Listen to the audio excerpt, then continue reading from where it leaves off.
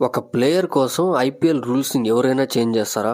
Change చేశారు కూడా. Dhoni IPL నుంచి రిటైర్డ్ అయ్యే స్టేజ్ కి వచ్చేసిన తన పవర్ మాత్రం అస్సలు తగ్గటం లేదు. ఎంఎస్ ధోని యాంకిల్ ఇంజరీ తర్వాత సరిగ్గా రన్నింగ్ చేయలేకపోతున్నాడు. 2026 ఐపీఎల్ లో ఒక కొత్త రూల్ అయితే పెడుతున్నారంట. ధోని కోసం రన్నర్ రూల్ అయితే ఒక కొత్తగా ఇంట్రడ్యూస్ చేస్తున్నారు. చాలా మంది అనొచ్చు, ధోని కోసం ఎందుకు మరీ ఇంత చేస్తున్నారని. కానీ నేను ఒకటే చెప్తాను, ఐపీఎల్ బ్రాండే ధోని కాబట్టి. First impact player rule, second uncapped player rule, ఇప్పుడు రన్నర్ రూల్. ధోని ఒక్కసారి గ్రౌండ్ లో అలా కనబడితే చాలు టీఆర్పీ రేటింగ్లు ఒక్కసారిగా జయ్యం లేస్తాయి.